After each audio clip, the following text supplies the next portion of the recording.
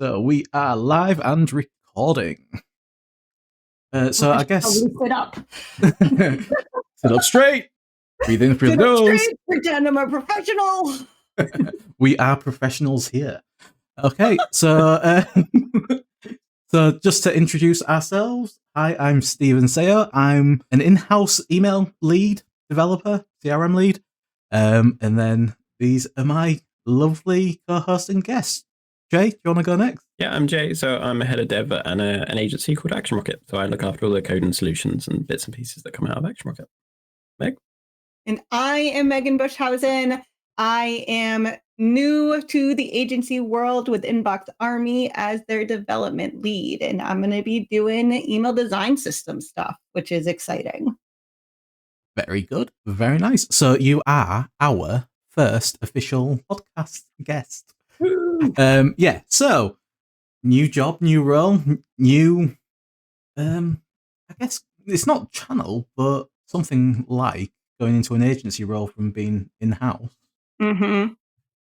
And obviously you mentioned it was absolute chaos. People who I work with are gonna watch this and be like, Megan, what? No, it's just I can edit things if you really want. You will get a copy of this before it goes out, and I will judge. It's definitely very different from in-house because I was in a nonprofit where I did like everything. And then I was in SaaS at Email on Acid, Mailgun, being like the sole email developer, one of a 2-person email team. And now I'm at an agency where the emails are coming in all the time and there are very specific timelines and you have to move fast. And yeah. And I haven't really dived into like the systems part of my job yet, but we are soon. And I'm very excited because there's an incredibly robust email design system just sitting there waiting for me to code. And I can't wait. That sounds awesome. But yeah, I was going to say one of the main things I know about you, or what I've learned from you, should I say, is the whole email design system. So I actually had one implemented before I even knew it was actually called an email design system. I did an article at Email on Acid about email design systems when I first started there. Yeah. Yeah. And I feel like it's like email design systems and accessibility are like the two things I'm consistently and constantly talking about. Those are two good things to be consistently talking about. They're not bad things, at least. I don't know who came up with the term email design systems. I think it followed like just obviously design systems for the web and everything else, and then we just kind of grabbed it and took it as our own. Oh, we should do this for email. It'll make our lives easier. Yeah. Try and make consistency where consistency doesn't exist, basically. Yeah. Take all the different considerations for email and try to make it all work. I think that's one of everybody's big challenges when it comes to email. Just try and get it. First of all, try to get it to work. Second of all, try and make it look pretty. Yep. Yep. Yeah, yesterday I had a really interesting conversation with somebody. I happened to get the chance to talk to a guy who's currently campaigning to be governor in my state. Our primary is next year. Yeah. And when I told him I worked in tech, he immediately went, "How do you feel about AI?" And I was like, "Oh boy, do you have time today?" But I was telling him how with email development, AI like still isn't quite there yet because what we do is just so niche. So it's just definitely. Yeah, the systems help for sure with making sure we can code in a timely manner, because otherwise you're just stuck in the minutia for so long. And that's where I am at right now in my job, since we don't have the email design system in place yet.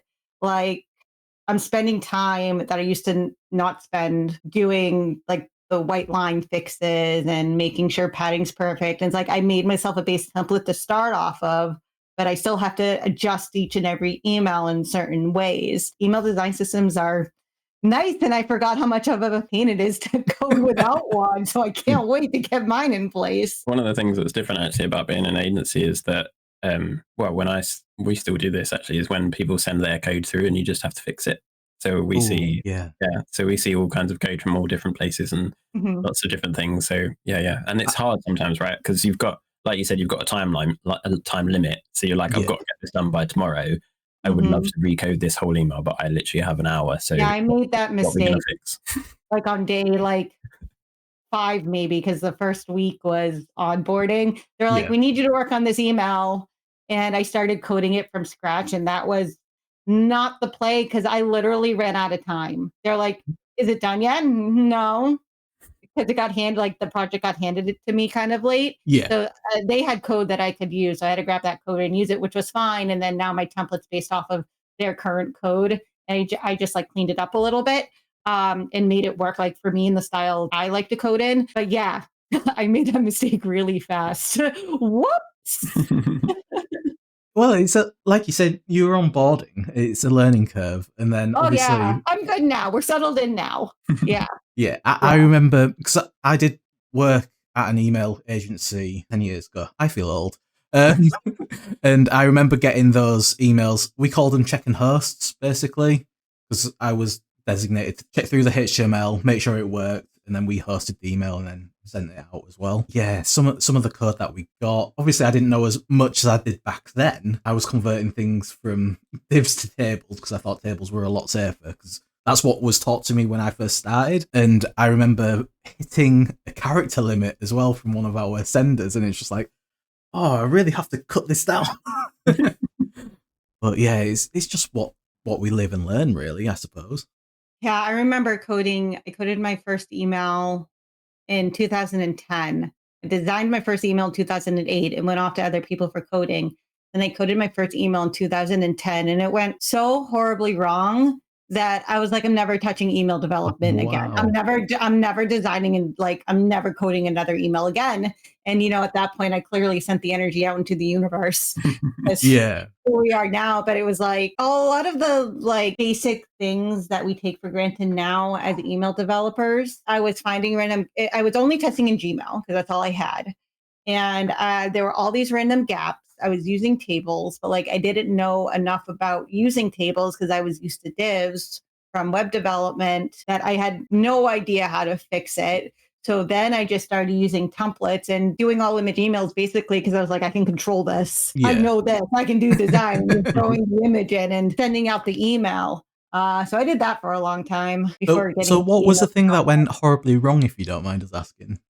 Oh, it was just because I didn't know how to fix. I didn't know anything about email development. There wasn't really anything out there about it. I don't even remember if I tried to look up specific to email development because I think I just didn't know. I didn't know it was different. So it just would take me so long that I was like, okay, this is quicker for me to design a graphic up, use a template, and send it out that way. For sure. Yeah. I remember my first job in email, and I tried using negative margins to position things properly.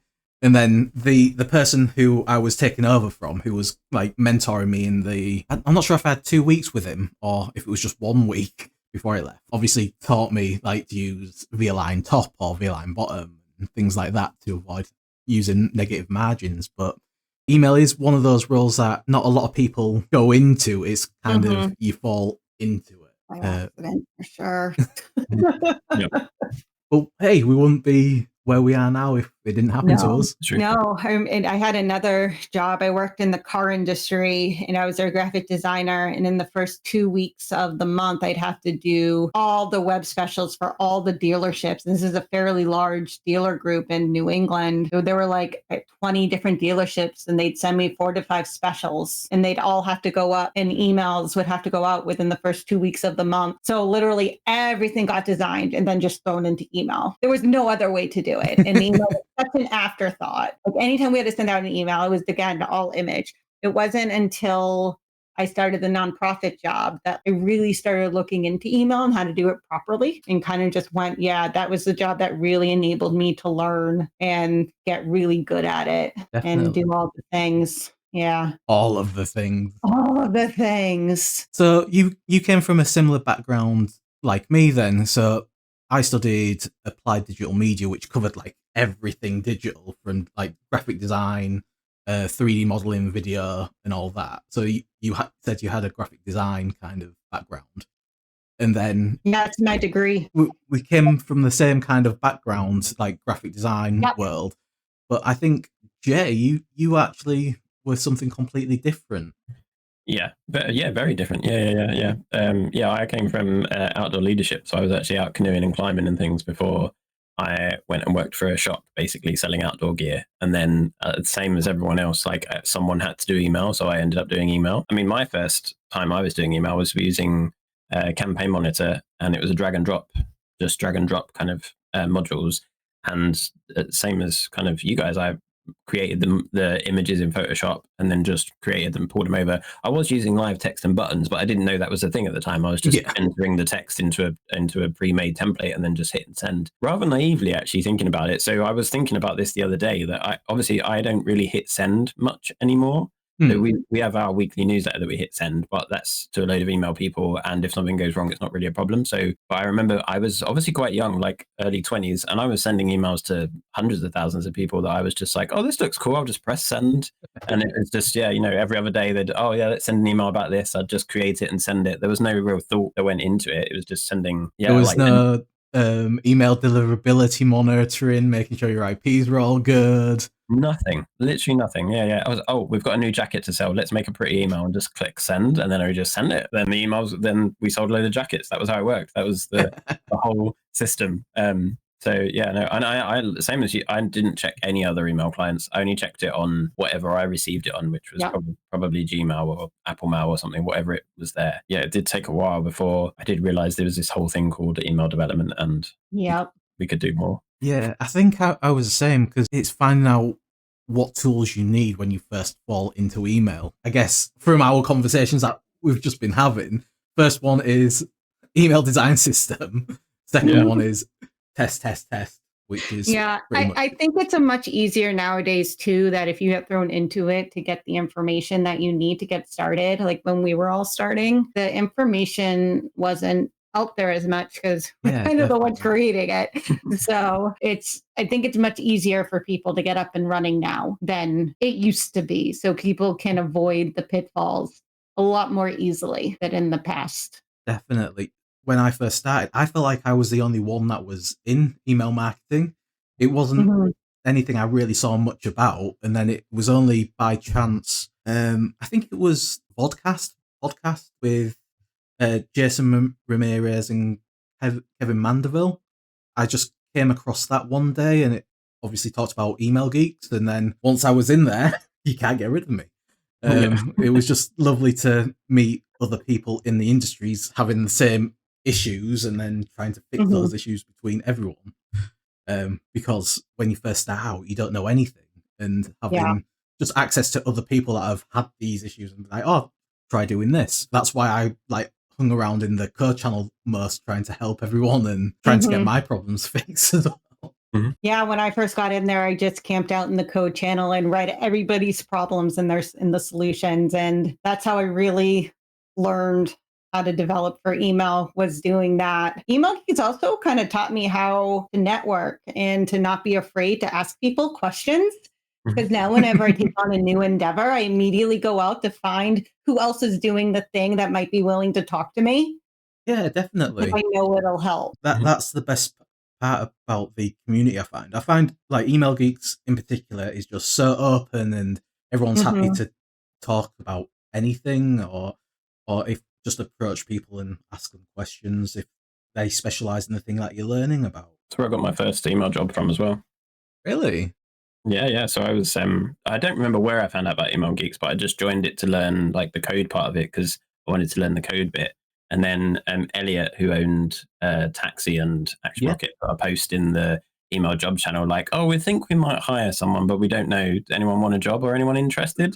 So in a classic Elliot laid back fashion. So yeah, I just messaged him and was like, oh, I might be interested. I'm thinking of changing role. And yeah, I went into the office and had an interview, and they gave me a practice thing to try and do. And I think I did really badly, but they could obviously see that I had some idea of what I was doing. So yeah, they hired me as a junior. So, your sparkling personality. Yeah. Well, so I think I say this to Elliot quite a lot, but so Taxi was actually looking for, so before I did email development, all I did was digital marketing. So I was a head of digital marketing and companies like that. So I think Taxi actually wanted a new marketing person. So secretly, I think Elliot was trying to hire me to be the new marketing person at Taxi. And I was like, no, I don't want to do any of that marketing stuff anymore. No, I want to do development. So yeah. So he was like, yeah, that's fine. And yeah, I think secretly he was like, oh, I'm gonna like bring you over to Taxi, and we're gonna. But no, in the end, I stayed as a developer. So yeah. And now look at where you are, Mr. Email Influencer, doing all these talks. Mr. Head of Development. Yeah. Well, I think one of my colleagues actually pointed out. So we was in a meeting the other day, and they were like, actually, one of the things that is different is because I've already done marketing, which is probably, I think this is quite true of a few of us that have done a lot of the like podcasts and stuff. If you've already done marketing and then you become a developer, you've got a bit of a marketing brain. So you get that kind of, you get the idea of like, oh, this is why you want to send this email, or this is this thing you want to do. So I think you understand it a little bit more than just if you was just I say just a developer. There's so much that goes into being an email developer. But if all you did was development and you wasn't as tuned to that marketing stuff. Like a broader perspective in a way. Yeah.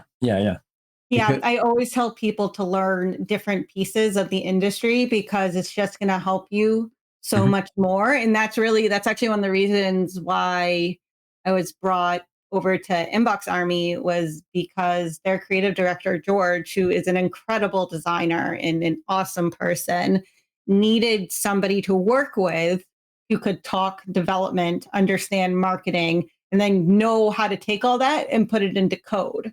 Yeah. So it only helps. It doesn't hurt. It only helps. And the other thing that knowing the marketing bit has helped me with is, so just like high level, I'm running for local office in my town, and which is a whole other thing in itself. But when we started the campaign, one of the first questions they asked was, what are you doing for email? And email can be weird at a local level. Like it doesn't work as well as on a national level because of numbers and stuff. But they were like, we have a MailChimp account that we haven't touched since the last election. And I was like, you haven't emailed people since the last election? I was like, oh, no, we're changing this. And I was like, show me your website. Oh, no, we're changing this. I came in like a wrecking ball to these people. Like, oh my gosh. I was like, we're fixing the website. These fonts are too small. We're making it more accessible. I got into their MailChimp account. I cleaned up the lists. They had like all these duplicates. I set up nurture campaigns for them for like, if you just join the list via like an admin ad or a specific landing page I made, you got one welcome series. If it came in via the API from our donation page, you got a post donation. You're getting a post donation flow now. I just set that live. And I got really lucky that, and this is again, just like talking to people, I got really lucky that a mom that I know in town actually works for an agency that specializes in fundraising, in digital fundraising. So she wrote the emails for me. And like we talked about what we wanted to accomplish, she wrote the emails for me. I got them into MailChimp. We now have these emails going. So and people are like, oh my gosh, this is amazing. And I'm just like, this is just my expertise. But it kind of sounds like you've set up your own little agency, technically.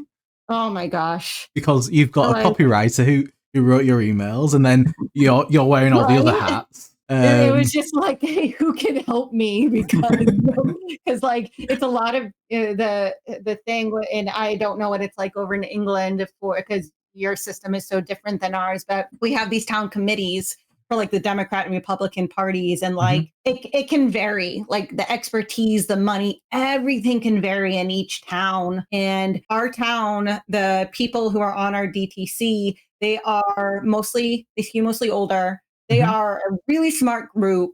They've been in politics forever. Like one of the women who, she's so funny, but she was like talking to me about protesting the Vietnam War. Wow. Like that's what we're talking. Like that's what we're dealing with. So like me coming in, knowing how to do the tech stuff, like helps them a lot because it's hard to keep up with things like that. It's been an experience in getting them up and running on like, and even on email, social media. I've been doing stuff on TikTok, which I know nothing about. That's like the place where I fail because I'm like, I can't keep up with social media. I'm happy in my email space. I'm happy in my box. Like it's like, oh my gosh, it's been a trip, when you know, but my point is that when you have a high level understanding of many things in an industry, you can take those skills and use them in other places, which I always think is good. Mm-hmm. That's it. It's just making those connections and just trying different things, because it does sound like you set up kind of like different personalized journeys as well, because you mentioned obviously if people have 2 different sign up. Yeah. If you enter into MailChimp in 2 different ways, it's 2 different journeys. Yeah. Yeah, it's like Andy at Email Love, he's recently on his newsletter, he's been emailing about how he's using the data more to create personalized like welcome journeys, like you just said, which is interesting, just to think of different ways about personalization beyond the first name in the subject line and right, or like even dynamic content if you don't have access to that sort of thing. Like I could probably set up Zapier to send more information from our donation software into MailChimp. I'm not doing it in the middle of a campaign, basically. I was like, we started talking about like different things. I'm like, we're dealing with enough tech. I'm not dealing with more tech in the middle of a campaign. We can talk about it after the campaign's over. Like I could probably get more information in there, but like for us, like your sign up location, I think it's good enough. But yeah, you can like think about where people have signed up and what journey you want to send them through, or actions that they've taken if you're a more sophisticated program and can get actions off your website or whatever. Yeah, there are ways to do it without having tons and tons and tons and tons of data. Yeah, and then it's just finding out what those things are. I guess it's like creating a list of quick wins and what you'd like to do. But Jay, you mentioned that you found something special today that you wanted to share with us. You wouldn't share it with us ahead of time. Yeah, saving it for this. Yeah. So we were talking. So one of the things that a lot of our clients come up against is you put something in your emails, and then obviously when it goes to Apple Mail or Gmail, that you get a summary, and not quite often that AI summary doesn't really follow what's in the email, or something's wrong or something like that. And we've got a few clients that are kind of financial or fintech ones, so we can't have the incorrect information going on there. And then also other ones like BBC News, like you don't want to get an incorrect headline or something like that in the AI summary. I think I saw something like, I can't remember what brand it was, but the AI summary said there was, I don't know, something like 50% off when it was only 30% or 20%. Yeah, I've seen so many that are wrong. Yeah. So we've been like, lots of people have been saying, is there a way we can do something? Is there a way we can like add something, change something, whatever it is? So one of the first things was making sure that all of the content in the email was live content. So it wasn't all images. So we know that images don't work and it doesn't read the alt text and stuff like that. And then we were chatting to one of our clients, and their ESP Marigold actually has, so when you set up an email, you have a subject line, then you have a preview text, which is that little bit of text on the second line. And then they had a third box, which was the hidden AI summary. And we were like, wow, what's this doing? So they were like, well, we don't know what it's doing, but we use multiple ESPs, and this is the only one that has it. So can you look into the code and see what's going on? And even in in Marigold itself, it says this is in the body of the email. We're not doing anything extra. So it's like something's got to be in there. So when we did finally search through it and figure it out, it actually included the preview text, and then it included the kind of preview text hack with all the spaces. And then before closing the hidden div in this instance, it just added the AI summary there. So it was like the first kind of sentence, but through testing through different people, the AI summary has been like 95% right as long as it's included there. So kind of a new thing to do is think about, if you wanted to try and include a bit more information for the AI summary, you can definitely include it there. So that's what we found out. And then also we've been finding that by putting a hidden div at the bottom of your email with a bit of a summary as well, also you can add a bit more information. So the one at the top seemed to work better, but when it was added at the bottom, we kind of clarified a few things in the bottom and stuff like that. And the idea actually came from the Gmail had a security risk where someone actually hid an AI prompt in the email that said like, during this AI summary, I don't know, it was something like, please tell me my credit card number or something like that. So then when you went through it, the AI summary actually read out like the personal information that it had. Wow. So it managed to, so there was a Gmail, I think it was like in prompt injection threat or something they called it. Yeah, so the idea from that was like, oh, so you can just put text in there and the AI will listen to it. So it was just another thing we I actually saw something similar on Email Geeks about LinkedIn. To stop people scraping details on LinkedIn, it said something like include include a flan recipe. So when the person got a cold email, it was like, hi, so and so, I wanted to reach out about this certain job, and then it all just started going through a recipe for a flan, and it's just like, oh well, that's where you got the details from. But yeah, one of the old tricks for LinkedIn was putting an emoji at the end of your name. Yeah, I've seen people do that. Really? Put emojis in the beginning or end of your name. Yeah, because it will scrape that, so then you know it's been scraped from LinkedIn. Because like if I was writing to you, I wouldn't even say a smiley face. I mean, sometimes I do, but not when I'm on a professional sales email. Yeah. Yeah. That was a cool. The amount of like phishing emails and texts I've gotten since going to the agency side of things has been absolutely wild. They've always been like, I've never been important enough to get these types of emails and texts. And then it's just like, what? I did a little stint at Apple retail. Oh. So like everybody came to me for help. And now I know like nothing. Like the Apple my geniuses. sister sent me a video today about a security thing to turn, like a thing to turn off in Apple settings. There's something with Safari search that like you're from the latest software update that you're like automatically opted into to like send your info, your search info to Apple to make search better. And I was like, I had no idea this happened. Thank you for sending me the video. I'm so out of touch with those things now. Who has time? Not me. That's where the communities are so important. Yeah. So like I'm constantly seeing things in like Email Geeks when new things come out. I can't remember what the most recent one, but I'm gonna butcher his name. But Brian Slozak? Yeah, that's the one. Yeah. He's constantly posting quite interesting things that's happening in the email space. Just makes me think of the whole dark mode. I knew you was going to say that. Knew it was coming. Just make dark mode uniform across everything. If you're going to enable a dark mode tag, then do the whole thing, not invert or apply some wacky styles to it. I think there is a bit of method in their madness when I've been looking at like the EMC, the Email Markup Consortium, and how they've been looking at sanitizers and how those things are working. And you can really tell. So the reason Apple Mail is so good and Thunderbird is so good is because they're desktop mail clients. So they're a piece of software on your computer and they can control a bit more. Yeah. So they can do whatever they want, right? For security wise. So they can allow more things. Whereas Gmail has always been really locked down because it's a webmail. So they don't allow nested media queries, they don't allow external fonts, things like that. So I think the problem is that the way the CSS is written so that we can do dark mode gives you far too much access to do other things. So Gmail could never let us do root access, and they could never give us prefers color scheme because we would have too much. Yeah, because you have to put it on the root, huh? Oh, that's interesting. I never thought about it like that. So if they couldn't give us that access, then they're kind of thinking, well, is there another way we can do it? And I don't think there is.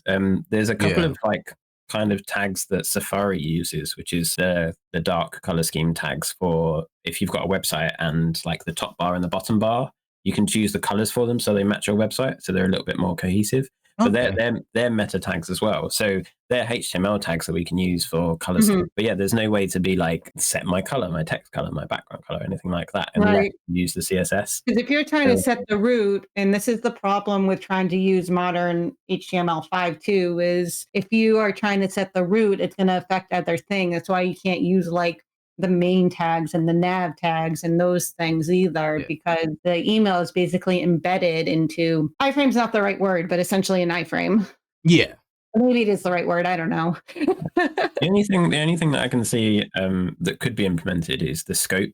So at scope allows you to set the scope of where the CSS works. So like if they did that, then they could allow anything. So then they've got a way up. How do they implement it? So they've got to figure those. So there's so many like options, but I imagine it's such a low priority with all the other stuff that Gmail has to do. Right. It's like, I feel like that's when I was doing stuff with EMC, and then my life very quickly got way too busy, so I had to step away. But I feel like that was kind of some of the conversations we were all having in the beginning, where it was like, well, what's the incentive for, these inbox providers to change?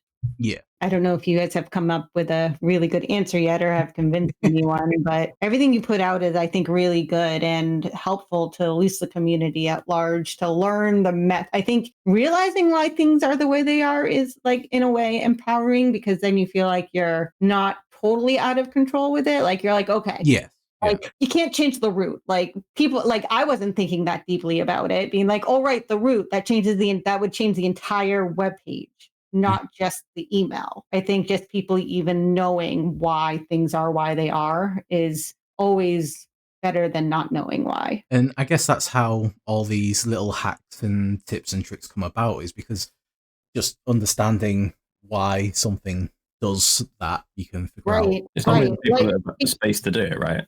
Right. Well, and like even to partially control Gmail, like I would have never thought to do what Remy has done, to nest the divs and then use your blending styles to flip the colors and flip them back, because math. Like never. Like he puts the whole breakdown on his website, and I'm just like, I don't understand any of this. Like, I'm glad you put it there, but I don't understand this. I get the gist of it, but I don't know how it works. Yeah, it's like when I used to do that stuff in Photoshop, I couldn't never remember how the different blending styles were going to act. I go, oh, I know these ones make things kind of lighter, and these ones make things kind of darker, and these ones do something else different, and I don't really understand why, but I'm still going to go through every single one to see how things react. Yeah, that's pretty much it. It's just the time. It's literally just the time, right? So I think whenever I've spoken to email developers, like someone in Steven's shoes, for example, you're spending so much time just getting those emails out and working on the next campaign or anything like that. That someone's like, oh yeah, can you not just spend half a day trying to figure out how dark mode works in Gmail? You're like, well, no, I can't do that. Like, how have I got time to do that? So yeah, there's only you have to be in a role that allows you to have time to think about these kind of things.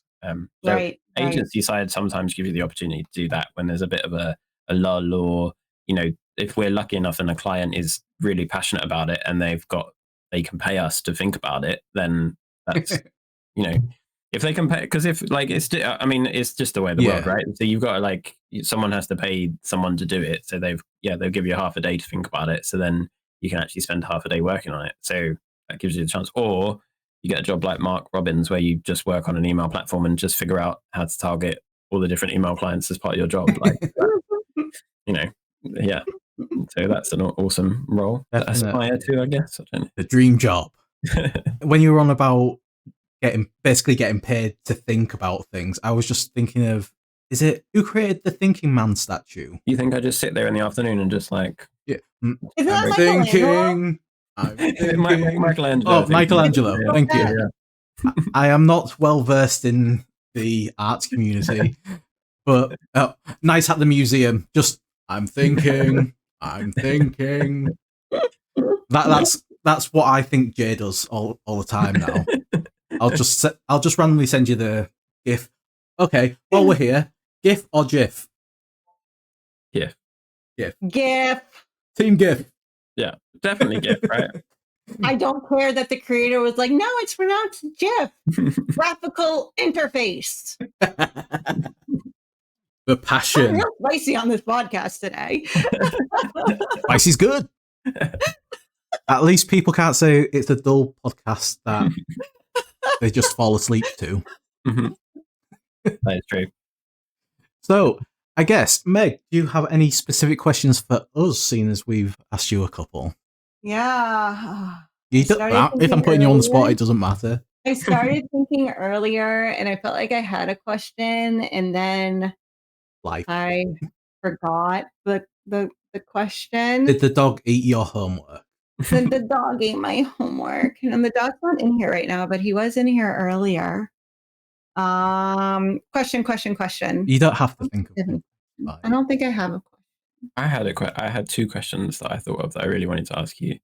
So the first one was, I do see you post a lot about Jewish holidays and email marketing and events and things like that. Is there anywhere that someone could find out that information if they don't have access to you? Ooh, good question. Yes. Hebcal.com.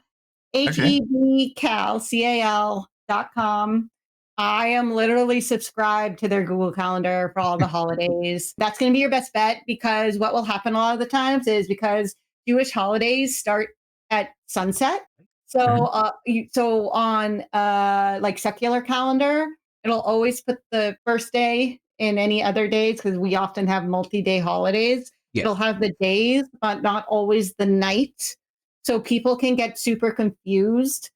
Sometimes we call it Erev on a secular calendar. It might say Eve. That's all Erev means. So like Rosh Hashanah was last week. It started Monday night. Then day 1 was Tuesday. Day 1 was Tuesday. Day 2 was Wednesday. Yom Kippur is this week. Erev is Wednesday. And then the holiday where we go to synagogue and everything is all day Thursday and ends in the evening. So that's the thing to always keep in mind with there. Yeah, I'm really annoying about it. Like, no, not annoying. It's interesting. It's really important. Yeah. My daughter's school had put picture day on the second day of Rosh Hashanah. And like I said something, and they were like, the date's already set. And then someone I know on the board of ed actually took it upon herself to talk to the principal, which was very nice. And they changed it for me, which I appreciated. When you don't celebrate holidays like that, you don't realize how much happens. When I'm trying to think of the best, like what I'm trying to say here, like you don't realize how much happens, like because you're trying to work around these holidays, right? So like if you are a person who celebrates Christmas, unless you're like somewhere that maybe you're an emergency responder or something, but you most likely have that day off. Yeah. And you don't have to take that day off because it's given to you. My holidays, I always have to take them off. When I worked at the Jewish nonprofit and we had our holidays off, I was like, oh, this is what it feels like to not request any of my holidays off, and we're going to be closed and I'm not going to miss anything important. Yeah. And that was my whole life. You have to work around the holidays and you might miss things because you're off at synagogue or observing in some other way. So I always tried to, as a kindness to people, just be like, by the way, Jewish holidays are coming up. It is a kindness to not have important meetings on those days for your Jewish coworkers so that they don't miss things. Just on the bit where you mentioned about things start at sunset, because obviously there's Jewish people all around the world. Yeah. Have you ever had to set up like emails based on sunset in loads of different time zones then? Like campaigns and things? Yeah, so like when I worked at the nonprofit, we basically had a blanket rule to not send anything Friday nights or on Saturdays because that's Shabbat. And then we really wouldn't send on holidays. So it would always be like if we were sending something out to hit like for Rosh Hashanah, like it would not be set out that night. Like final emails would go out like day of or the day before. Yeah. Okay. It's usually like day of, people might be even taking half days to prepare because all of our holidays are heavy on the food, except for like Yom Kippur, which is heavy on the food at night because you fast. And then that's like the major fasting holiday. And then there are a couple of other minor fasting holidays that the majority of Jewish people aren't going to observe. Only the most observant will do that. Yeah. We just avoided sending on the holidays. Do you want to plug in your sure. newsletter? I mean, the back issues are good. Yeah, it depends. Another newsletter about email marketing. Go read the back issues. There's some fun things in there. Maybe one day it'll come back. I know you're on a tight time frame, so I thank you for your time. But Jay said he had one more question. Oh, favorite HTML tag. That was the question. Oh, that was the question. That was the question. Something I've never thought about. Pick one at random, quick. Yeah. Oh my gosh. When I first started doing websites back in like 2001, and I did not do GeoCities, I did Angel Fire. Oh, I remember Angel Fire. I loved iframing everything because I could keep the navigation on the page because like we didn't have PHP or anything like that back then. So it was like, I believe how we did is that we had the nav and then you take the page and iframe it in. So you could switch it. Say, I used to make like all the anime websites. Hey. That's all my websites were. All Dragon Ball Z websites. I think I tried to make a Gundam website. Then I tried to do one just about anime in general. So yeah, I think iframe for old school HTML stuff. Cool. Thank you very much. I said Marquee for mine, I think. But we know Marquee still works. Yeah, still works in email. But I always used to think it was pronounced Marie instead of Marquee because of the way it was written. Sorry, just my... Sounds like what is it? Oh gosh, malaprop? Is that what it is when you like switch the sounds by accident? I have no idea. You're getting very technical on me. My brain can I know, I'm hardly sorry. I'm insufferable sometimes. Jay, no, not insufferable. Never. Jay, what was your favourite tag? You haven't given us an insight into your brain. Oh, there's well, I like too many of them. I think that's a cop out. Come on, pick one. I'm getting there. I like the details and summary tag, like the native accordion on HTML5. That's like my favorite. Yeah. Little trick to throw in there. Actually, I have one story to tell about when I was in England back in June for my sister's wedding because she married a Brit. And okay, so we had like this, I don't know what his title was, but we had this fancy dude there, like dressed up in like the red coat and everything. I don't know. I have no idea. Okay. Like the appetizers came out and I started eating and he walks over to me and he's like, "I'm so sorry to bother you. You're not supposed to eat until we toast to the king." I was like, "What?"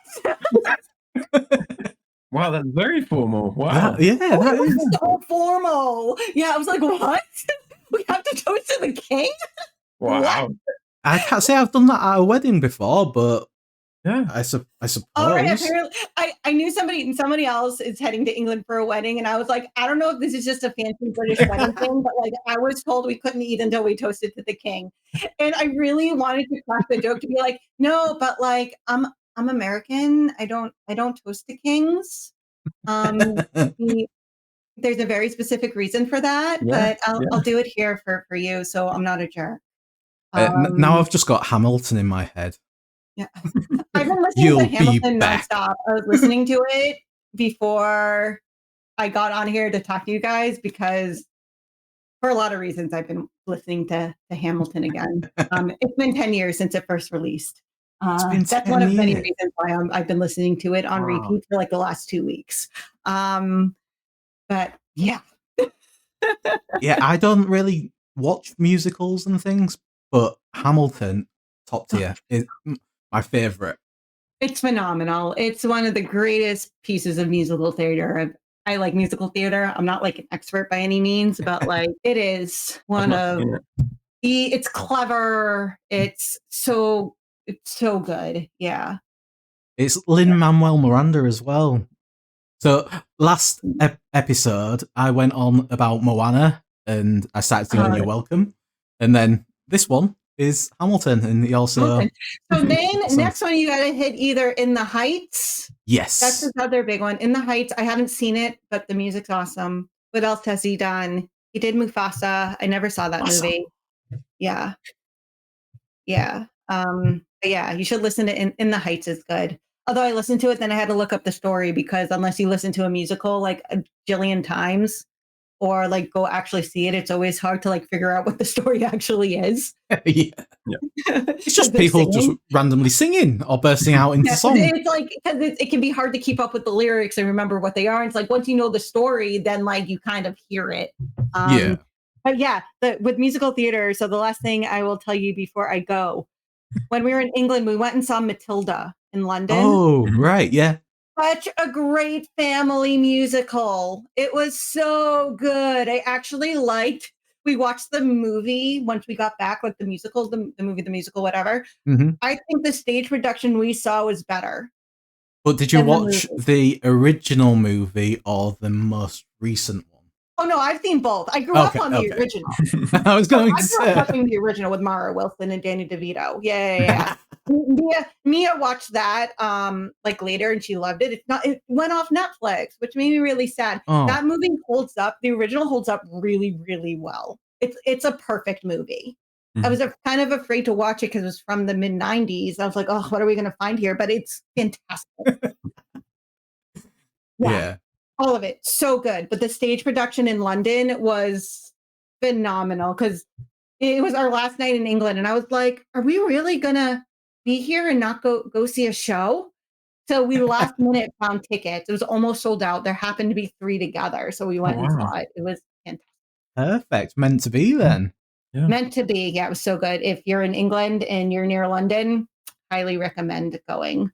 So it feels like it's not that hard to get there from anywhere in the, anywhere in the country. Though we hopped on a 3-hour train ride to get up to Nottingham while we were there. So it's like, whatever. I loved riding the trains. It's so easy to get anywhere. No driving. That's good to hear. Yeah. So, but yeah, go see Matilda. Super good.